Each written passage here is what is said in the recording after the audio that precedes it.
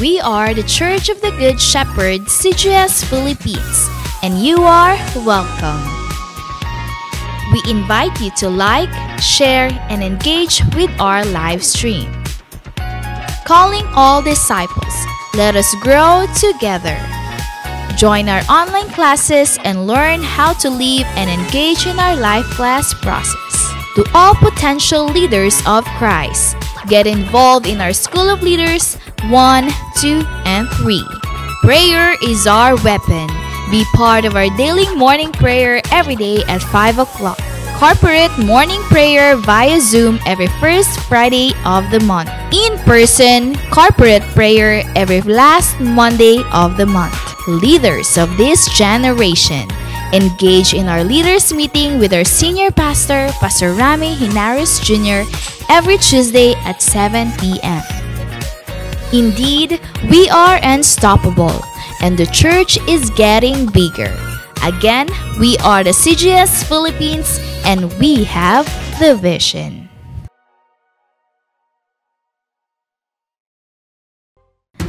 The Church of the Good Shepherd, CGS Philippines, is a vision-driven church committed to manifest and apply the G12 core values. I am a true disciple, Christ-likeness and multiplying ministry. Caught by the vision. Understand, live, and transmit the vision. Committed to sell life. Evangelism, leadership development, and multiplication. Passionate spiritually. Devotional life, prayer and fasting, and holiness. Submission to authority. Love, honor, and respect my leaders. Commitment to time. Manage and invest my time for the kingdom. Lifelong relationship. Accountability and responsibility. I love equipping and training. Training is my happy hour. I am a leader of 12 disciples. I am born to multiply. Accomplishing church goal setting. I support, help, and fulfill the goals. I want to see my church grow. Pray, work, and invest. The importance of young people. I will prepare the next generation.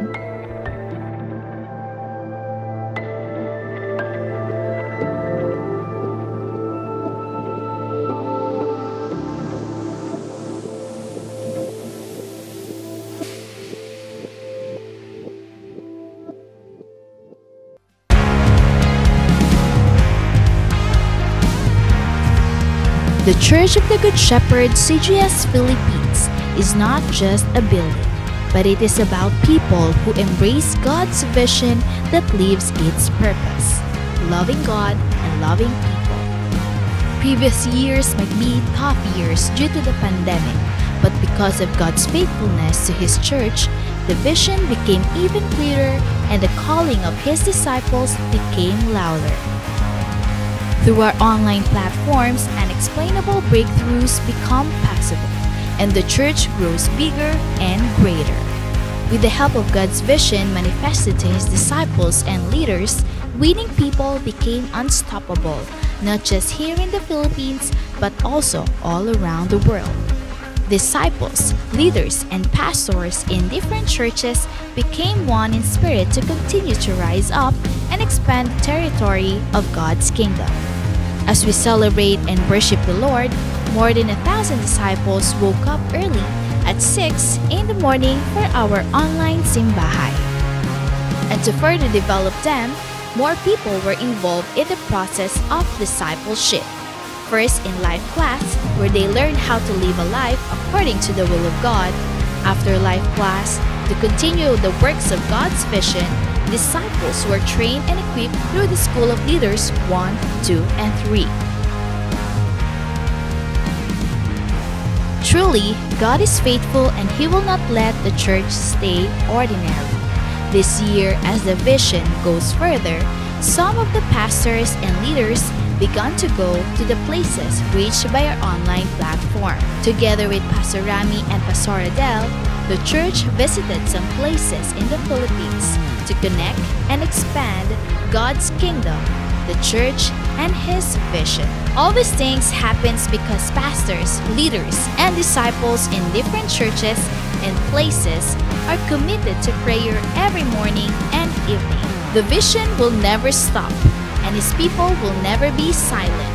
It is true, the latter house is greater than the former, for we are the church of the Good Shepherd, and we have the vision.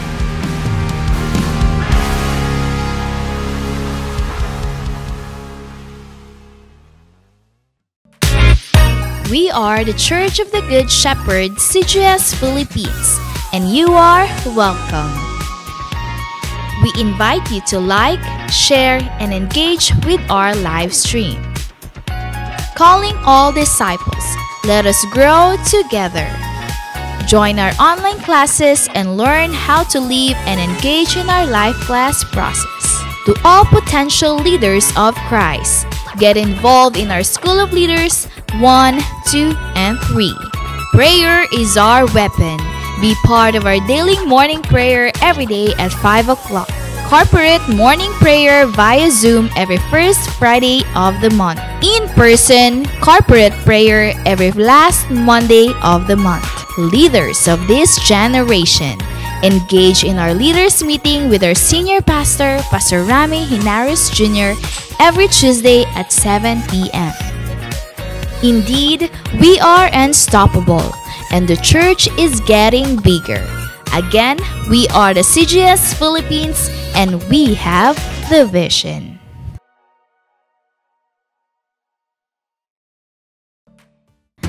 The Church of the Good Shepherd, CGS Philippines, is a vision-driven church committed to manifest and apply the G12 core values. I am a true disciple. Christ-likeness and multiplying ministry.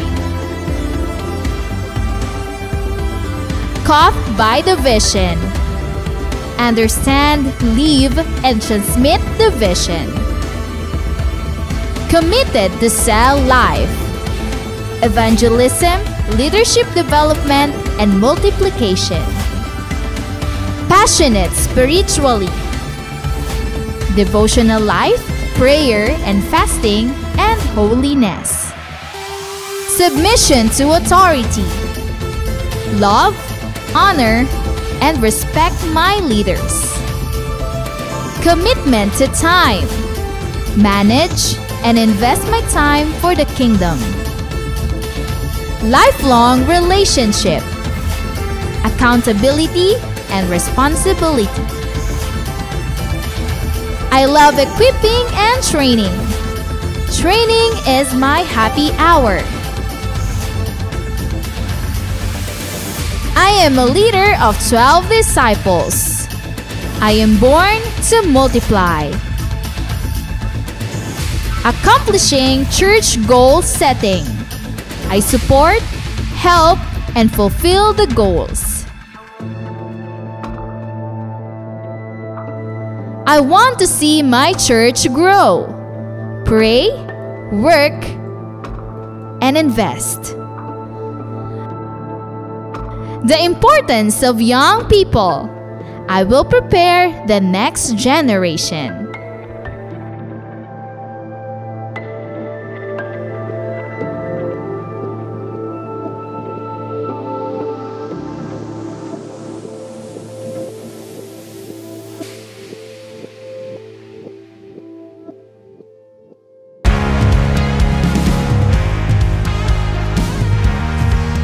The Church of the Good Shepherd, CGS Philippines, is not just a building, but it is about people who embrace God's vision that lives its purpose.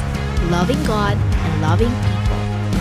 Previous years might be tough years due to the pandemic, but because of God's faithfulness to His church, the vision became even clearer and the calling of His disciples became louder. Through our online platforms, unexplainable breakthroughs become possible, and the church grows bigger and greater. With the help of God's vision manifested to His disciples and leaders, winning people became unstoppable, not just here in the Philippines, but also all around the world.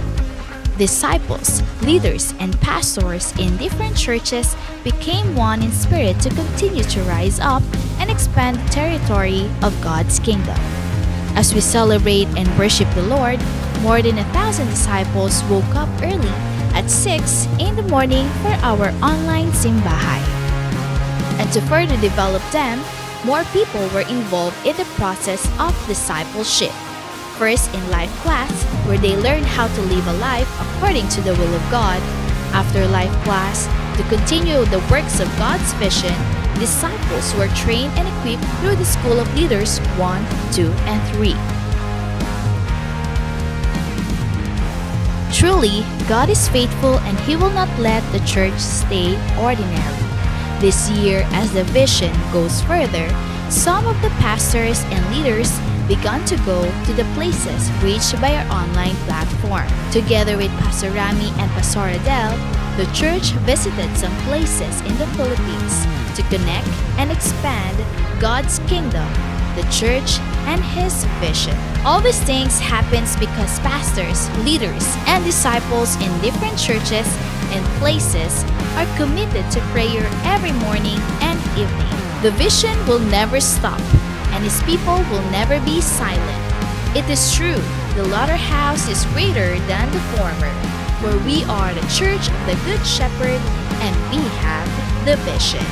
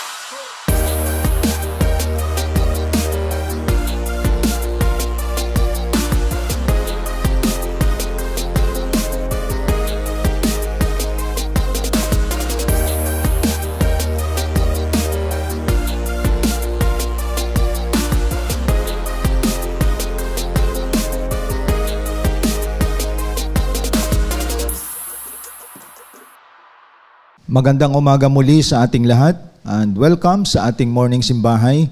Ating wini-welcome lahat ng mga pastors, mga leaders, lahat ng mga primary, mga cell group members, lahat ng mga invites ay ating wini-welcome sa ating morning simbahay.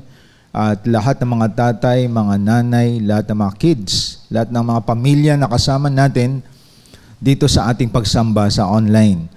At welcome po muli, Luzon, Visayas at Mindanao, at ganun din sa lahat ng mga nasa abroad nating mga leaders, mga followers, mga disciples, ay welcome po sa oras na ito. And again, good morning po sa ating lahat. So sa oras na ito mga kapatid, simulan natin ang lahat sa ating panalangin. Dakilang Diyos na makapangyarihan sa lahat, maraming salamat sa panibagong buhay at lakas na pinagkaloob mo sa amin. Maraming salamat, O Diyos, sa paglingap mo sa amin sa mga nagdaang araw. And I pray, let your Spirit speak in the midst of us, O God. Ikaw ang magpahayag sa aming kalagitnaan at ang iyong mga salita ay hindi lamang manatili sa aming puso at isip, kundi ito ay may pamuhay namin. Patuloy ka, Panginoon, mangusap sa iyong mga anak sa ang dako man kami ngayon. At sa iyo namin pinagkatiwala ang lahat. Ito ang aking panalangin sa dakilang pangalan ni Kristo Jesus. Amen and amen.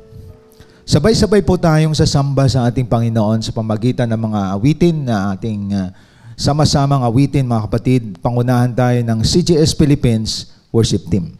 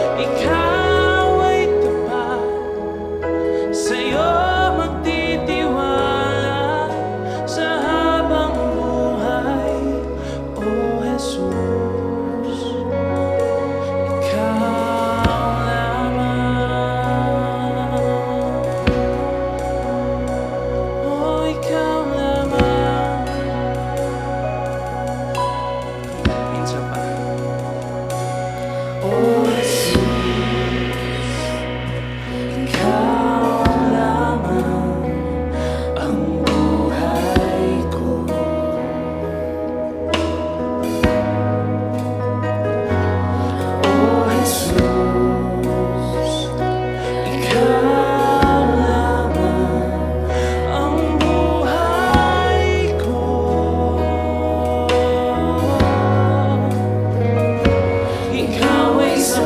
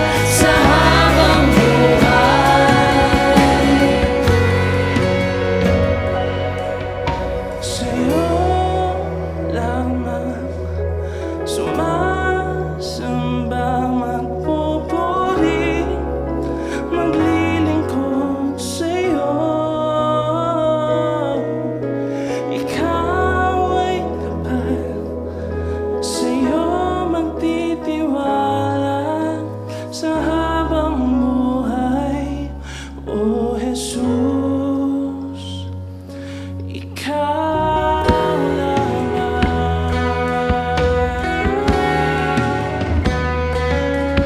Oh, ikaw lamang, Jesus.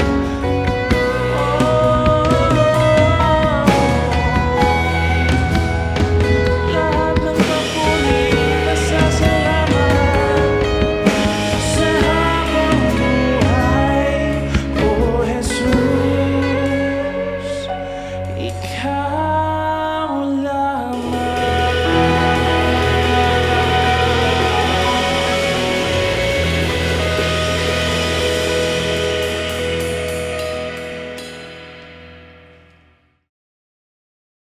Salamat sa mga mensahe na ating narinig sa pamamagitan ng mga awitin na pinagkaloob po sa atin. At ngayon po, sama-sama nating pagsaluhan ang kanyang mga salita. Ang ating mga Bible, mga notebook, at ating mga ballpen ay handa po natin dahil bahagi na po ito ng ating buhay na tayo po ay kumakain ng salita ng Panginoon at bigyan natin ng mataas na halaga po ito sa buhay po natin. Buksan natin ang Philippians chapter 2 verses 5 to 11. Have this attitude in yourselves which was also in Christ Jesus, who although he existed in the form of God, did not regard equality with God a thing to be grasped, but emptied himself, taking the form of a bondservant, and being made in the likeness of men. Being found in appearance as a man, he humbled himself by becoming obedient to the point of death, even death on a cross. For this reason, also God highly exalted him and bestowed on him the name which is above every name, so that at the name of Jesus every knee will bow, of those who are in heaven and on earth and under the earth, and that every tongue will confess that Jesus Christ is Lord, to the glory of God the Father. Ngayong umaga, napakahalaga nito ng ating pag-usapan kasi ito ay may malaking epekto sa ating buhay bilang mga tagasunod ni Kristo Jesus. Kaya ang ating pag-usapan sa umagang ito, the impact of character traits within you. The impact of character traits within you. So, ang ating bigyan ng pansin, yung salitang character, at kung anong ibig sabihin ng traits. Ibig sabihin nito, ang epekto ng katangian ng iyong pagkatao. Kaya pag sinabi nating character, tumutukoy sa pagkatao natin, kabuuan ng ating pagkatao. Pag sinabi nating attitude, ito yung saloobin natin. Pag sinabi nating behavior, ito yung asal natin. So, ang character, kinocomprise niya yung behavior and attitude natin. At lumalabas yung buong pagkatao natin. Ibig sabihin, pag sinabi buong pagkatao, yung sinasabi mo, yung saloobin mo, at yung asal mo.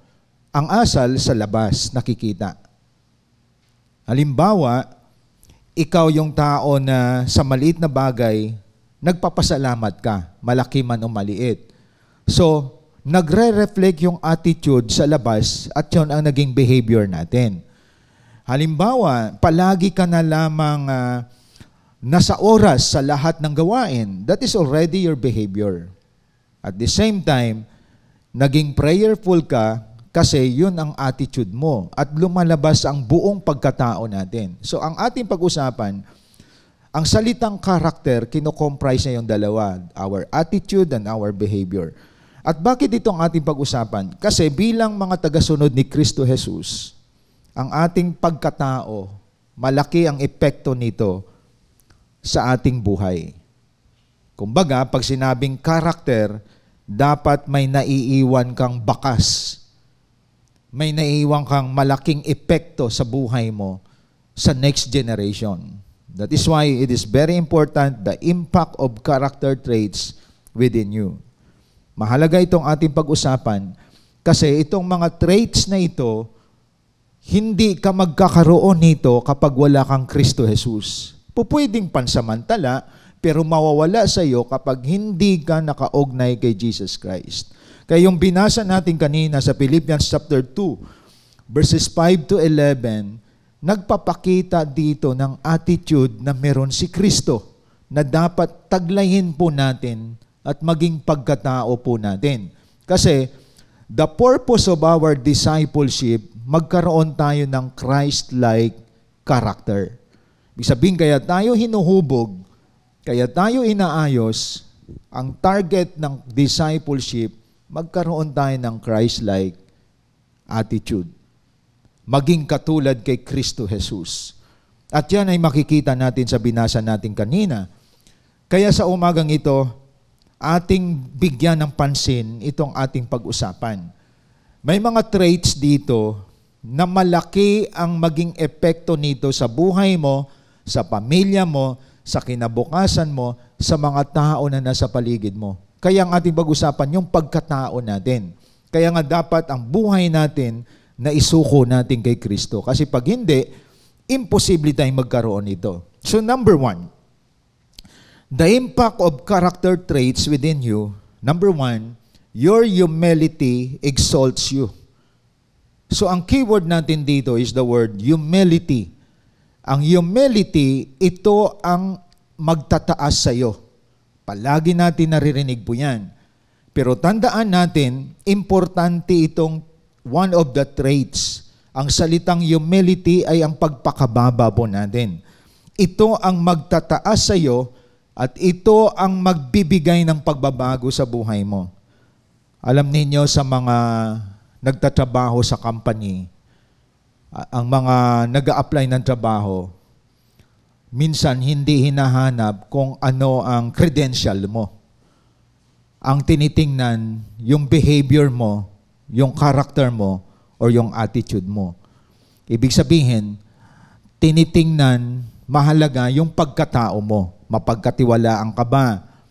Honest ka ba? Handa ka bang tumanggap ng pagtutuwid? Kaya sa mga company, may may-ari ng company, dahil gusto nila ingatan ang company nila, minsan naninigaw sila. Minsan pinapagalitan ka. Minsan nakaranas kang murahin.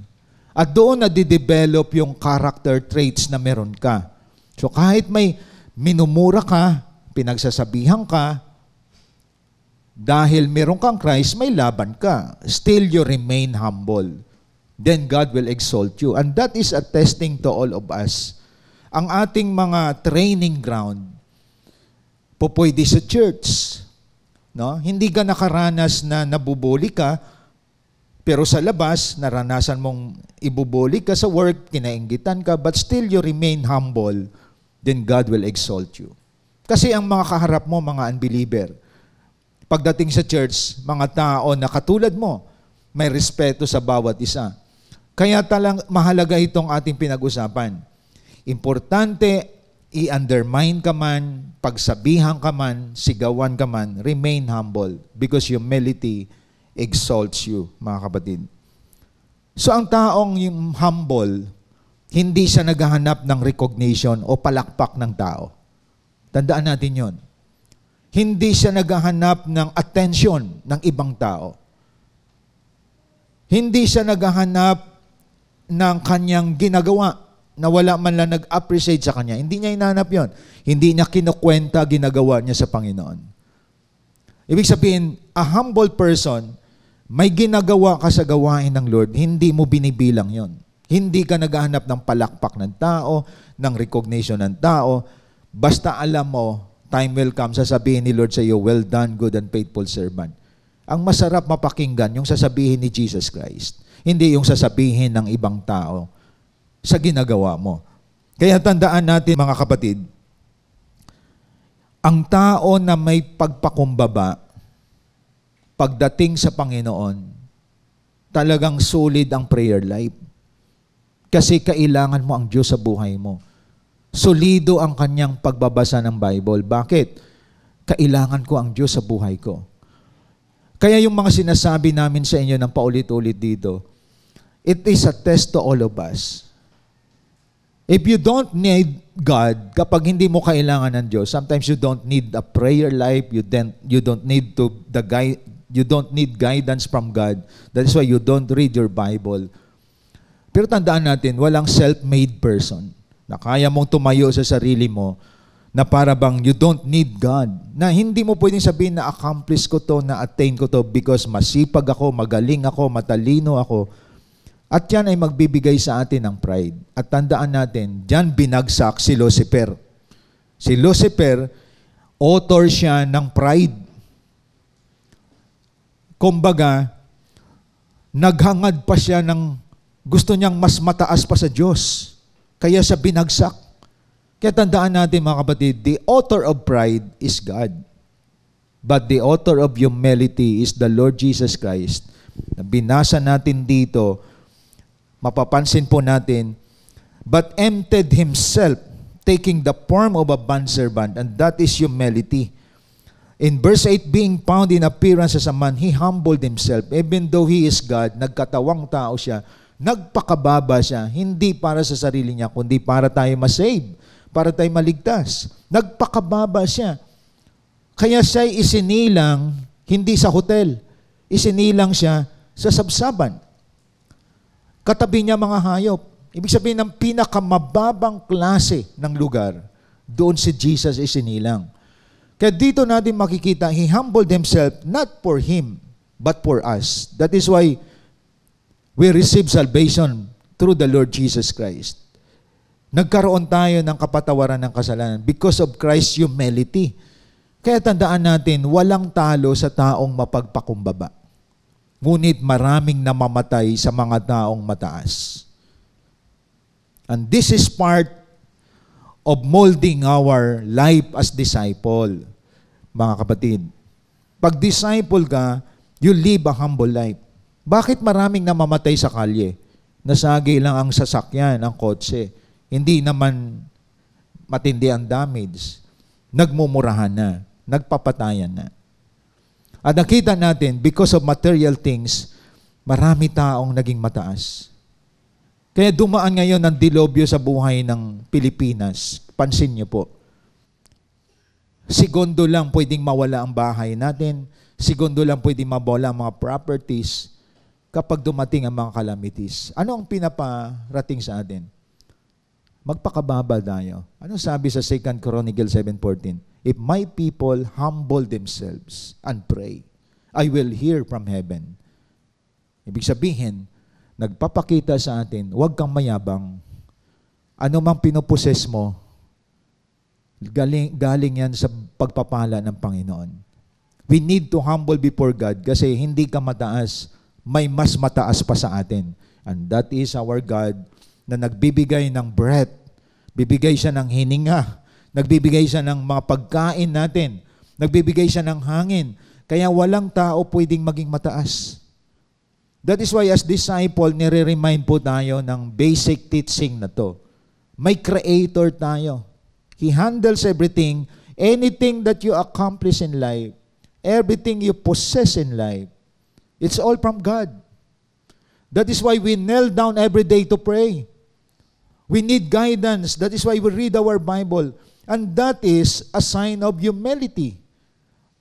That is why may mga tao na nag-guide sa atin. Ang taong mayabang, hindi niya kailangan ng guidance. Hindi niya kailangan ng mentor. Hindi niya kailangan ng mga leader sa buhay niya. Ito yung mga tao, pag kinokorek mo, magle-left the group. Kaya yung mga me, myself, ito yung mga tao na may mataas na tingin sa sarili. Akin ito, ako masusunod, sino siya? Mas may alam ako. Alam nyo, kahit ikaw ay professional, sumunod ka sa isang elementary leader, that is humility. Hindi mo tinitingnan yung any title or accomplishment of your life. That is why dito tayo dinidevelop.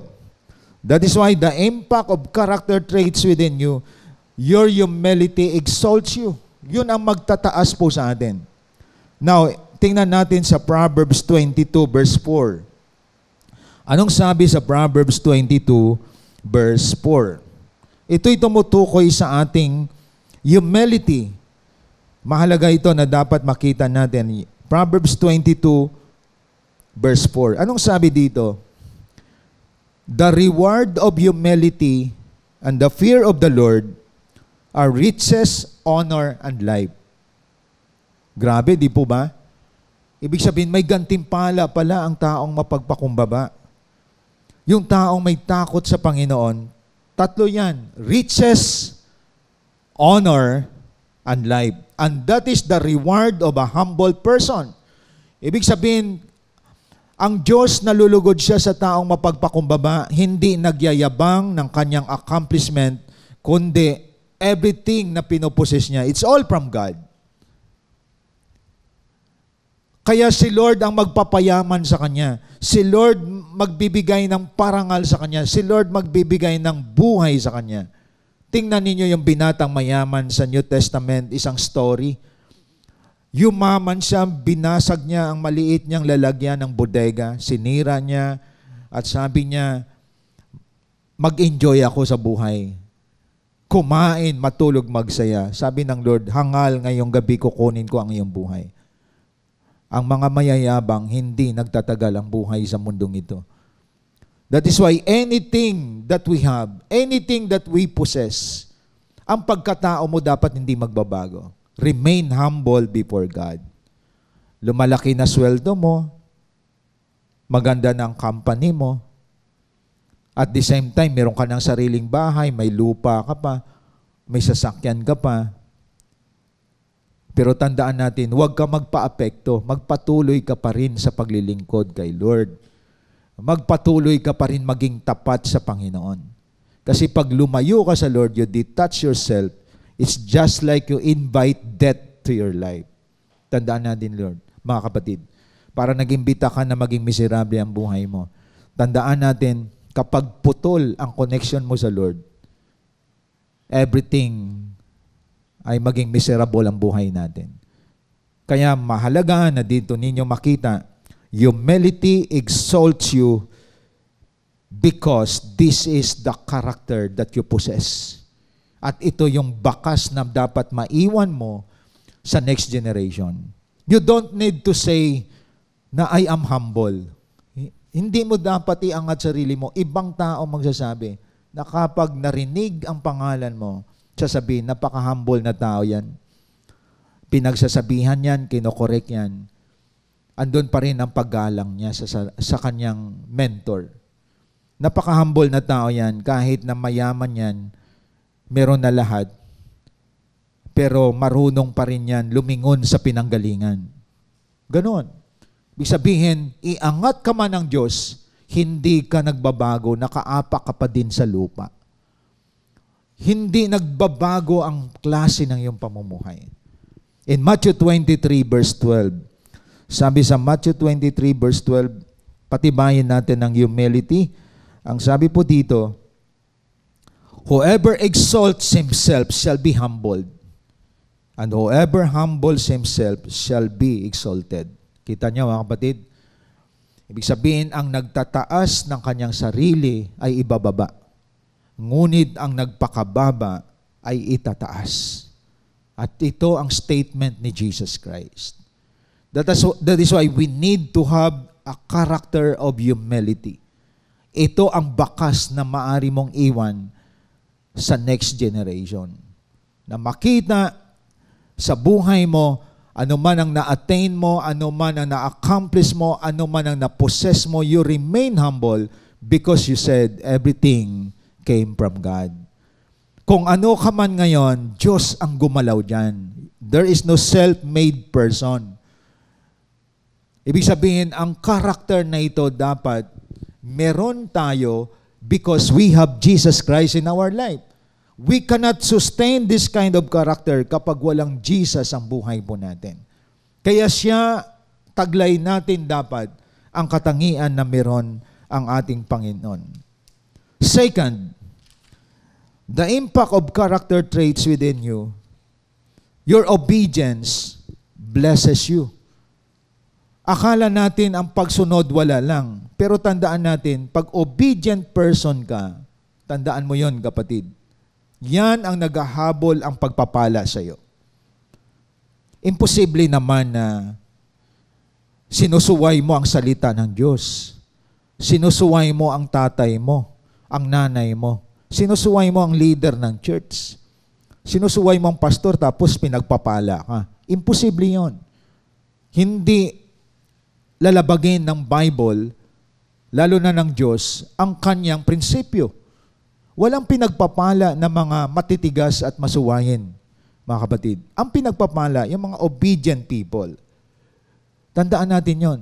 Isang example, si Abraham. Itinaya niya ang buhay niya, ang mahalagang bagay na meron siya dahil nais niyang sumunod sa Diyos. At tandaan natin, mga kapatid, ang pagsunod, tanda na may tiwala ka sa Diyos. Saan ka nakakita? Sa iyo manggagaling ang lahat ng lahi. Pagkatapos, hihingin sa iyo yung kaisa-isa mong anak at papatayin mo. Pero si Abraham, walang katiting na pagdududa kasi nagtitiwala sa Diyos. Ang nasa utak niya, sumunod. Na sinabihan siya ng Lord, umalis ka dyan sa iyong bayan, sumunod siya kahit malabo ang pupuntahan niya. Nang hiniling ang kanyang anak, sumunod din siya. Ihandog mo yung anak mo, sumunod si Abraham. That is why tinawag siya the father of faith because of his obedience. Kaya ang taong sumusunod may tiwala sa Diyos. Ang taong sumusunod naniniwala sa salita ng Diyos at sa Diyos. Marami sa atin nagbabasa ng Bible, hindi naman sinusunod kasi hindi naniniwala sa Diyos. Marami nagdi-devotion, hindi naman ginagawa ang devotion. Magpatawad, pero naglalagay pa rin ng sama ng loob. Ibig sabihin, naging ritual ang pagbabasa ng Bible. Why you read your Bible, the purpose of reading the Bible is to obey the command of the Bible. Lalo na sa vision natin, matagal ka ng mananampalataya, pero blessing ang kinukuha mo, hindi ka umangat. Bakit? Winning souls and making disciples. Ni isang kaluluwa, magtatapos na ang taon na ngayon. Wala ka pa din. Wala kang nailapit kay Lord. Wala kang na-disciple na tao. And that is the command, the Great Commission ng ating Panginoon. So, ibig sabihin, maraming Kristiyano o disciple na namumuhay sa disobedient life. Kaya mahalaga itong ating pinag-usapan. Dapat yung character traits natin, you live an obedient life. Sumusunod ka sa pinapagawa ng Panginoon. Yung mga taong may breakthrough, ito yung mga sumusunod sa salita ng Panginoon. Kaya, tandaan natin, may mga benepisyo ang pagsunod. Deuteronomy 5:33. Tingnan po natin, mga kapatid. Deuteronomy chapter 5, verse 33. Anong sabi sa Deuteronomy 5:33? Para makita natin na napakahalaga ng pagsunod sa Diyos.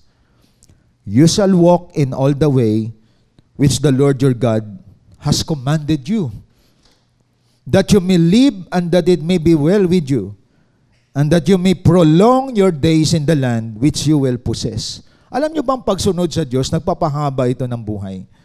Ang sabi dito, you may prolong your days in the land which you will possess. Kapag lumalakad ka sa mga inuutos ng Diyos, mabubuhay ka at nakakabuti ito sa iyo.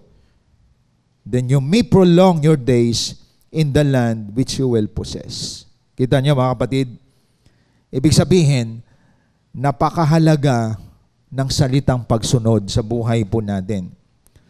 Ang Diyos ang siyang magpala sa atin at ang Diyos ang magpapahaba ng buhay natin, mga kapatid. Ang pagpapala ng Diyos ay spiritual and material kapag tayo ay sumusunod. Kasi may iba sinasabi nila, tingnan nyo, hindi naman ako nag-church, hindi naman ako nag-win soul. Iniwan ko ang discipleship, mas pinagpala ako materially. Yun ang tingin nila. Pero wala siyang kapayapaan. Wala siyang direksyon. At puno siya ng kaguluhan. Ang pagpapala ng Diyos, holistic yan. Binibless ka niya materially, at the same time, nagbubunga ang paglilingkod mo sa Panginoon.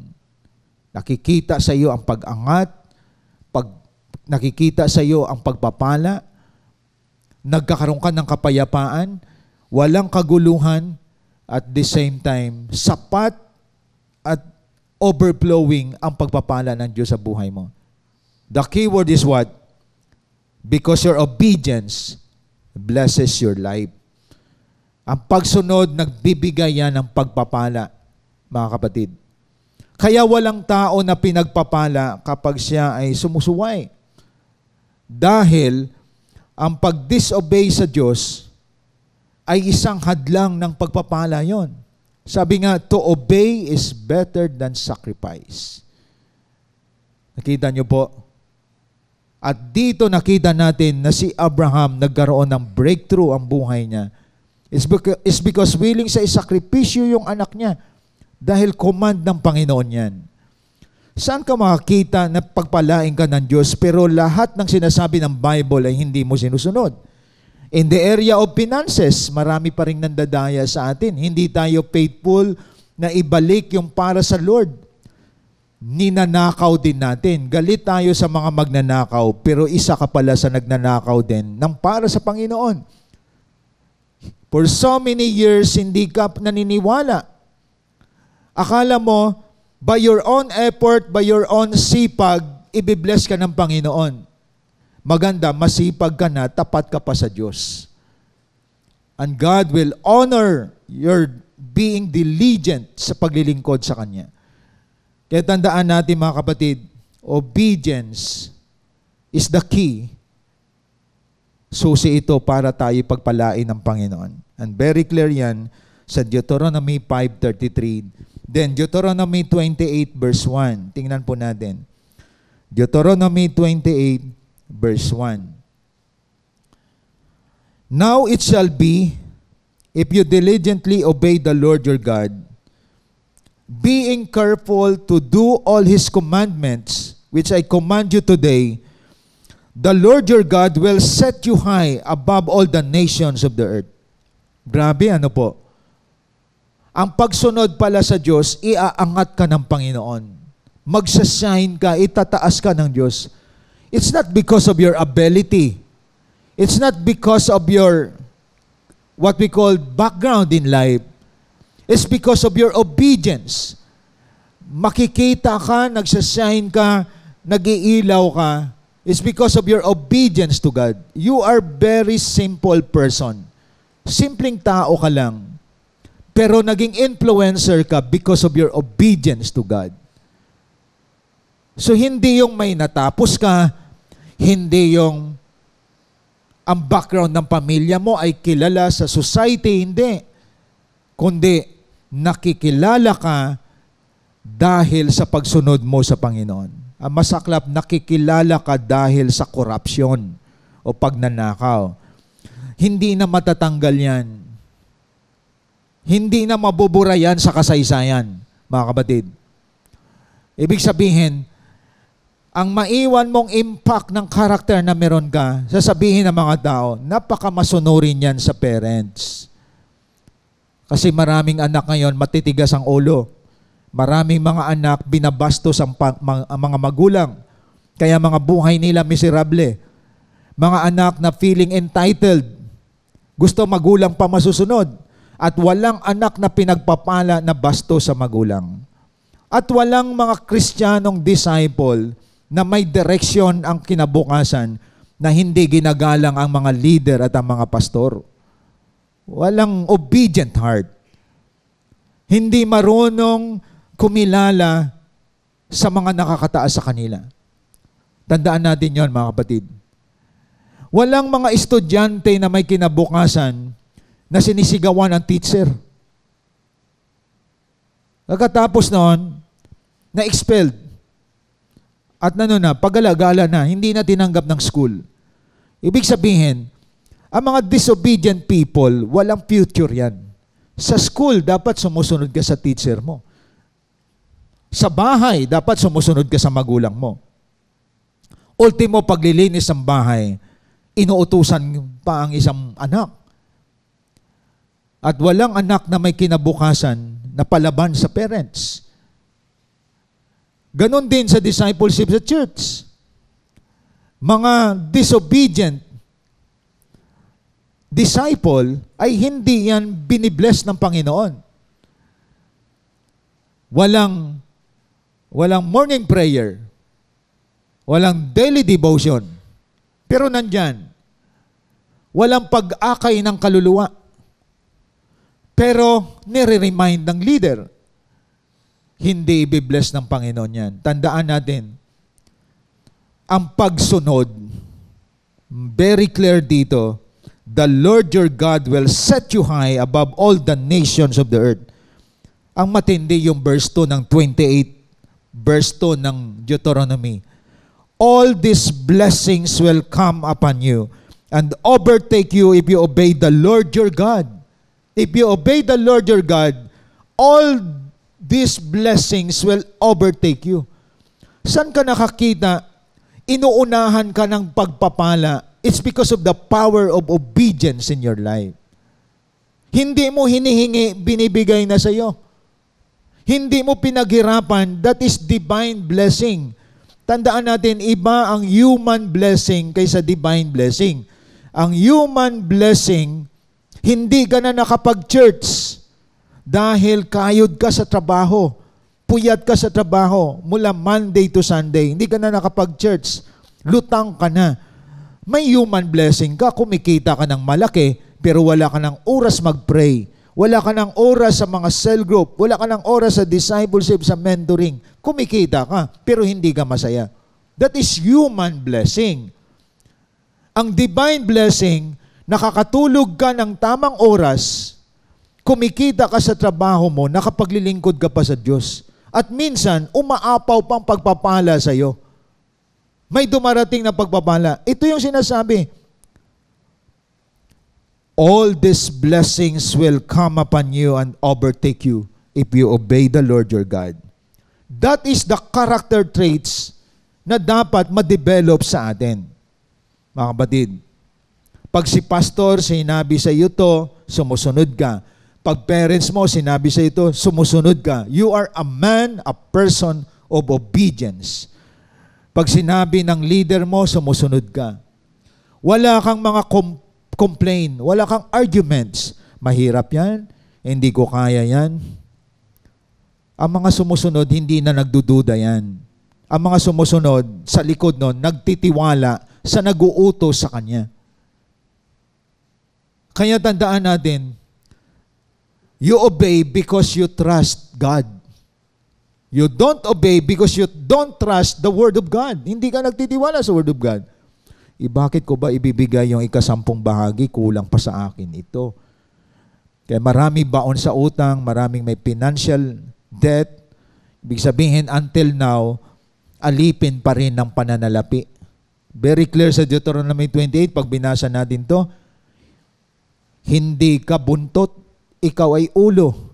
Hindi ka nangungutang, ikaw magpapautang. Bakit? Because you obey God.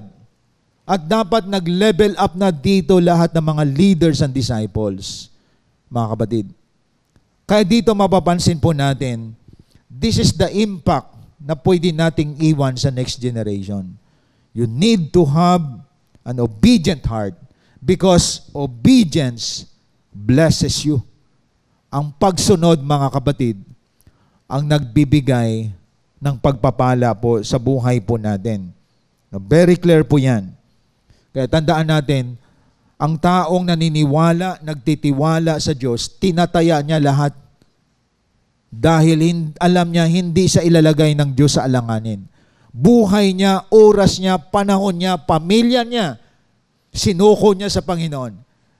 Nahanda sila maglingkod kahit na may crisis, pagsubok, problema sa buhay, ang momentum sa pagsunod, nagpapatuloy. Iba, nag-aaway lang sila ng asawa niya, wala na sa cell group. Kinapos lang financially, tumigil na sa paglilingkod. Nakaabang na sana pagpapala ng Diyos, hininto na lang. Ibig sabihin, walang consistency. Nakita niyo mga kapatid? That is why, dapat buhay na natin ang sumunod sa Panginoon. Lahat ng ginagawa natin sa CGS Philippines, nakakonect yan sa salita ng Panginoon. Mahalaga po yun, mga kapatid. That is why, dito ninyo makikita, Napakahalaga pala nito na maging character po natin. Then the last, character traits na dapat nating makita. Your submission promotes you. Kita ninyo, nile-level up tayo ng mga character na ito. Your submission promotes you. Hindi ikaw magpo-promote ng sarili mo. Ang iba pinopromote nila sarili nila, sisiraan nila kapwa nila. And that is the work of the world. Lalo na sa mga masasabi natin sa mundo ng secular. May mga sinisiraan niya ang kanyang kakilala. Lahat ng negative ikukwento niya, akala niya iaangat siya. Tandaan natin, binabagsak ng Panginoon yon. Ang tandaan natin, ang submission nagpo-promote sa atin.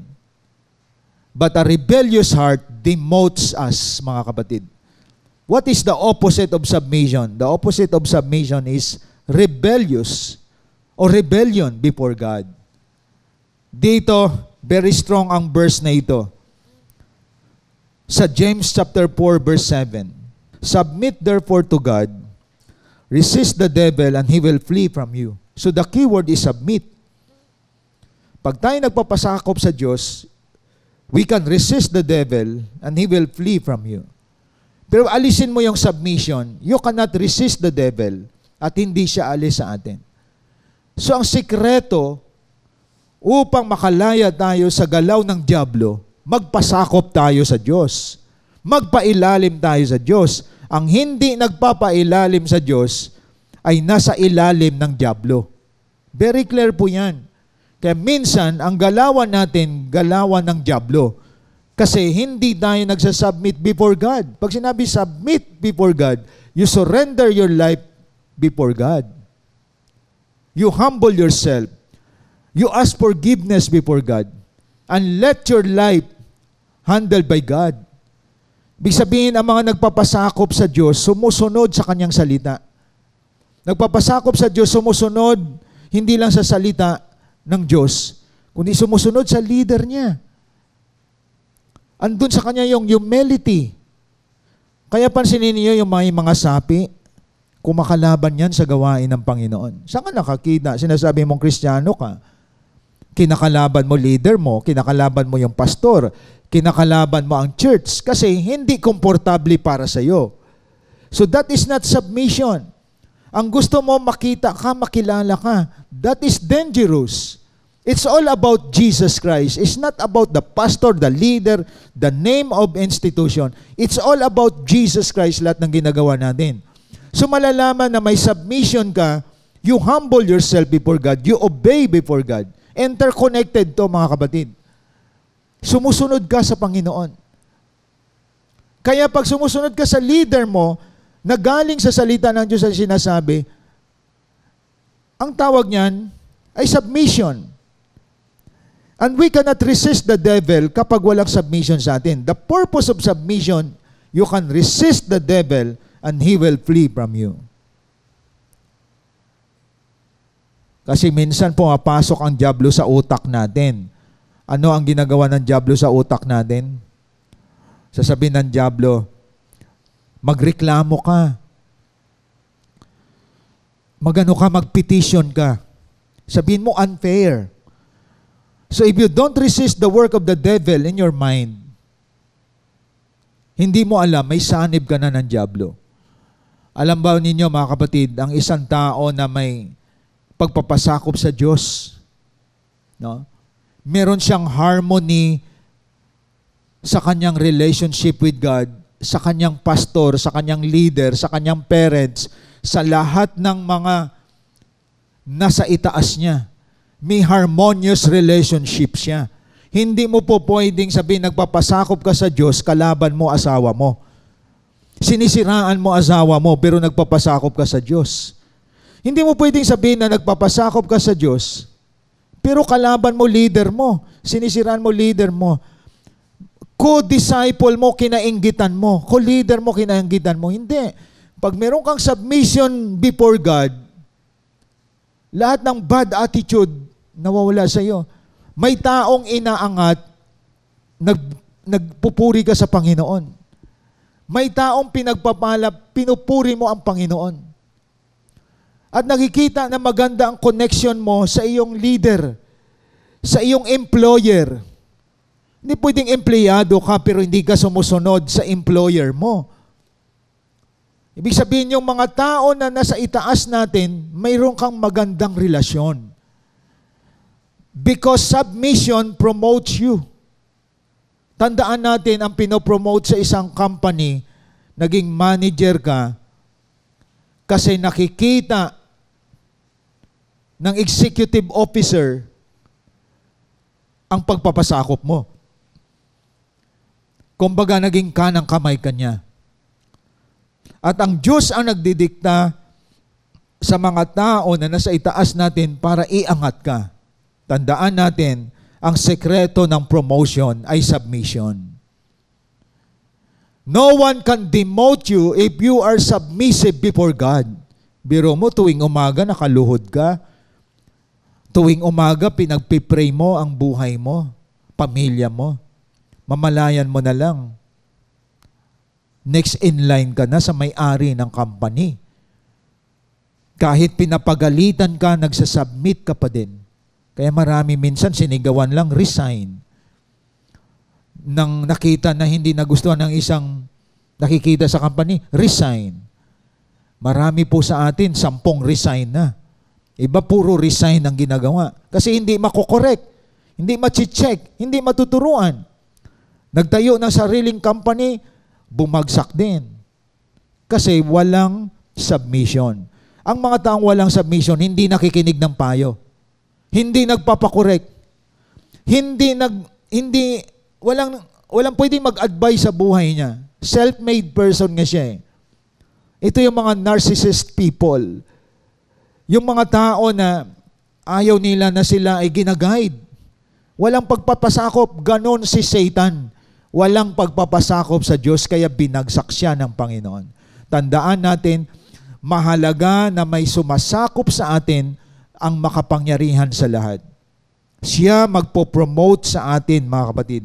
And that is the Lord Jesus Christ. Kaya kung balikan po natin ang Philippians chapter 2 na binasa po natin kanina, isa yan sa mga virtue na meron ng ating Panginoon na dapat taglay natin at magkakaroon lamang tayo nito kapag sakop tayo ng kapangyarihan ni Kristo Jesus. Anong sabi po dyan? Being found in appearance as a man, He humbled Himself. I'm reading in verse 8. By becoming obedient to the point of death, even death on a cross. Verse 9. For this reason also God highly exalted Him and bestowed on Him the name which is above every name. That is promotion. So that at the name of Jesus every knee will bow, of those who are in heaven and on earth and under the earth, and that every tongue will confess that Jesus Christ is Lord to the glory of God the Father. Dito na promote si Christ because of His submission to the Father. Ibig sabihin, ang submission ni Jesus Christ, isinilang siya para mamatay. Masaklap yun, masakit yun. Diyos nagkatawang tao para sa lahat. Pero siya ay nagpasakop sa Ama for the glory of God the Father. Ganon dapat ang makita sa atin, mga kapatid. Ibig sabihin, if you don't look to yourself, hindi ka nakatingin sa sarili mong benefit, hindi ka nakatingin sa sarili mong pakinabang, hindi ka nakatingin sa sarili mong advantage, then God will promote you. Kaya pansinin ninyo sa discipleship, the first requirement of the Lord Jesus Christ is what? If you want to follow me, deny yourself. Ibig sabihin, don't look to yourself. Huwag mo isipin, ginawa ko to, pinaghirapan ko to, akin ito, bakit ako palagi? Kapag I ka palagi, mga kapatid, me ka palagi, myself ka palagi, imposible na tayo ay ma-promote. Huwag mo hanapin sarili mo. Hanapin mo ang kalooban ng Diyos. At kung paano mo mapaglingkuran ang kapwa mo, then God will promote you. Hindi ka nagbibilang ng ginagawa mo sa company, ang ginagawa mo sa church, ang ginagawa mo sa cell group. Just continue to obey. Just continue to be humble. Just continue to submit yourself. Then God will promote you. At ito yung mga character traits na mapapansin natin, inaangat tayo ng Panginoon. So I hope and I pray ngayong umaga, nakita ninyo, dapat taglayin natin ang tatlong ito. Magkakaroon ka lamang nito kapag si Kristo ang naghahari sa buhay mo. Because Jesus Christ, tandaan po natin mga kapatid, He humbles Himself. He obey. At the same time, He submit to the Father. At kapag ito, ang karakter na ito nakikita sa atin, tandaan natin, God will lift you up, God will promote you, and God will bless you more. Kaya naway sa umagang ito, as we go on sa ating journey sa buhay, taglayin natin yung tatlong character traits na ito, mga kapatid. Dahil ito ang magbibigay ng dating, ng bakas, ng epekto sa buhay mo. Kapag nakita sa iyo na you are humble, obedient, and submissive person, no one can sway you, no one can destroy you because you have Christ-like character. Ang karakter na meron ka ay katulad ni Kristo. Nagpapaturo, handang i-correct, you are correctable, nagpapasaway ka, nagpapakababa ka, hindi ka nagre-retaliate sa mga tao na may authority sa iyo. Then God will lift you up. God will bless you. Hindi ka maging buntot, maging ulo ka. At ikaw ay makikilala ng lahat. Kahit gustuhin mo man o hindi, iaangat ka ng Panginoon. It's because of your character. Kaya sa ating pagtatapos, these kinds of character traits can be attained only if you allow Christ to be the Master, Savior, and Lord of your life. As you grow and develop, God's glory revealed in you, and at the same time, you become a blessing to others. Ang sarap maging kasama ang taong mapagpakumbaba. Yung bang kapag sa grupo nag-uusap, tahimik lang yan, hindi nagyayabang. Ang sarap kasama ang taong sumusunod. Masarap kasama ang taong nagpapasakop. Lalo na sa loob ng tahanan, sa loob ng company, at sa loob ng church.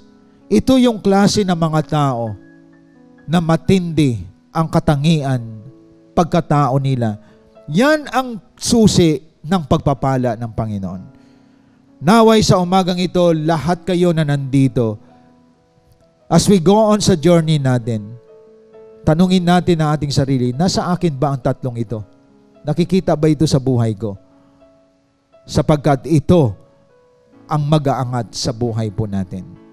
Bago tayo dumako sa closing prayer, damhin po natin ang mga awiting ito, dadalhin sa atin ng CGS Philippines Worship Team.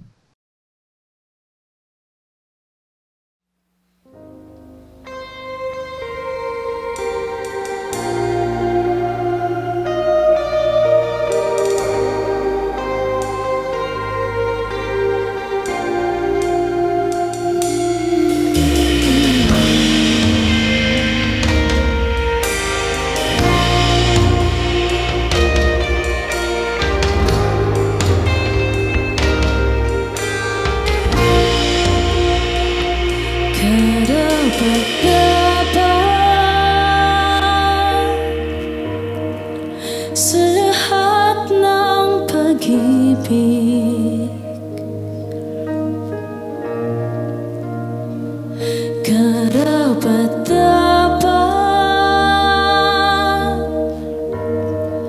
sa lahat ng pagsamba,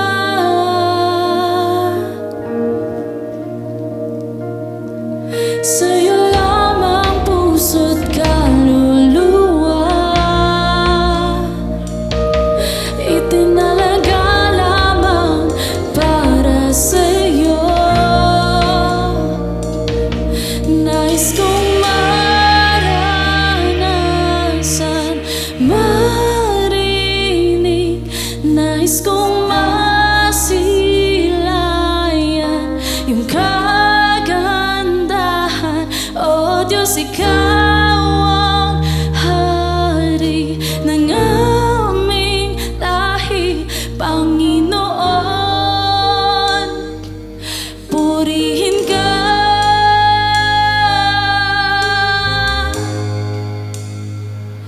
Karapat-dapat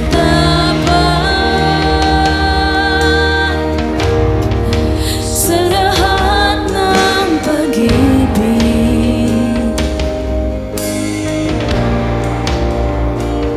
Karapat-dapat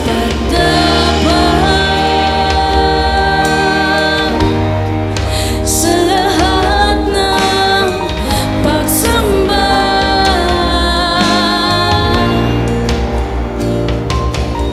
Sa'yo lamang puso't kaluluwa, itinalaga lamang para sa'yo. Nais kong maranasan, marinig, nais kong masilayan yung kagandahan. O Diyos, ikaw ang hari ng aming lahi, Panginoon. Purihin ka. Nais kong maranasan, marinig, nais kong masilayan yung kagandahan. O Diyos, ikaw ang hari ng aming lahi, Panginoon. Purihin ka.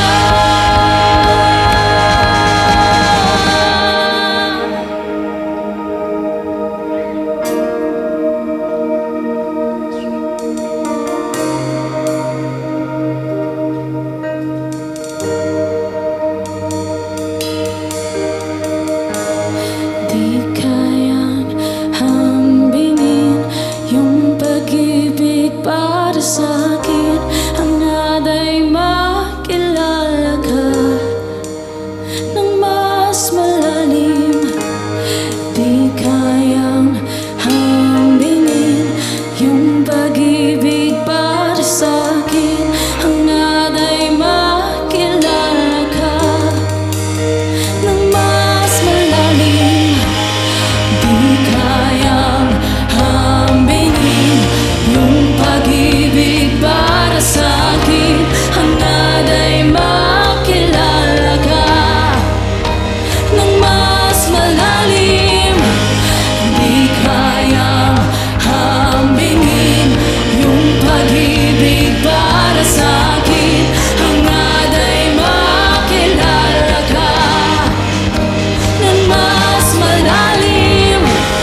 Di kayang hambingin yung pag-ibig para sa'kin, hangad ay makilala ka ng mas malalim.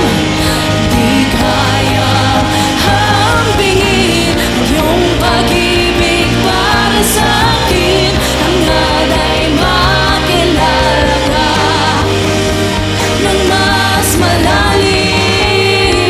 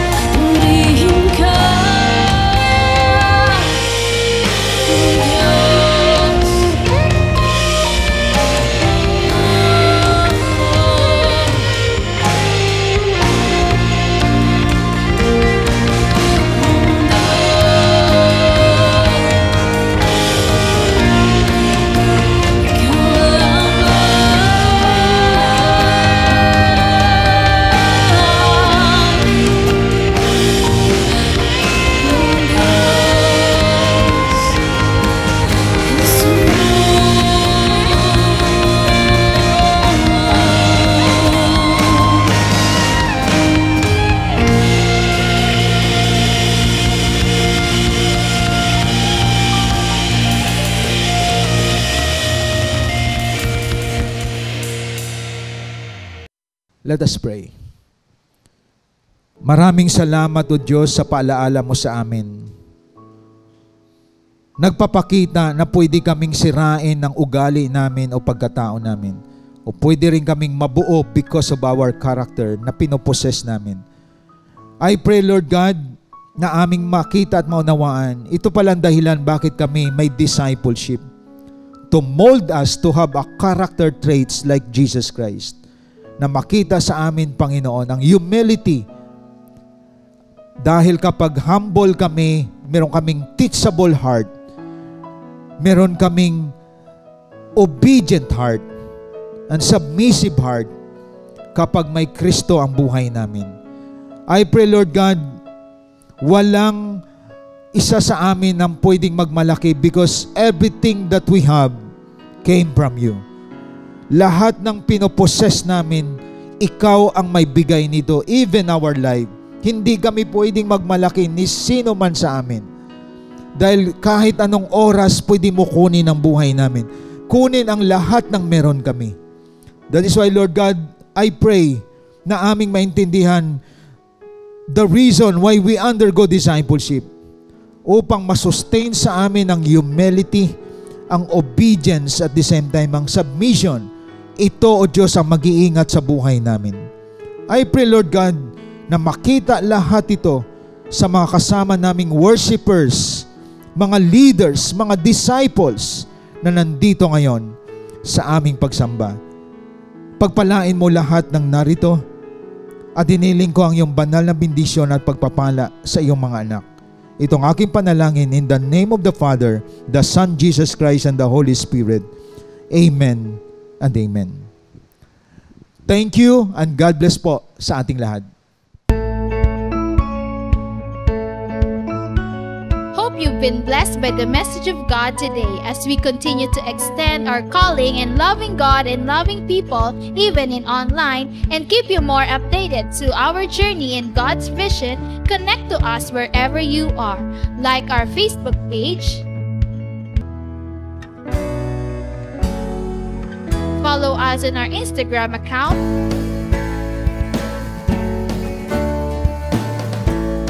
Subscribe to our YouTube channel. Be a blessing and always be updated.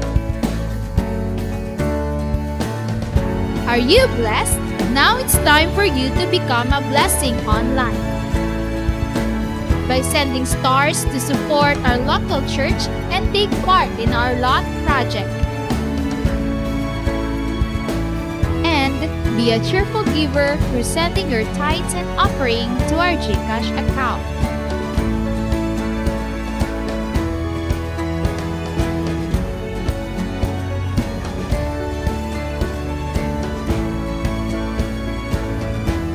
See you on our next online worship. Thank you and God bless.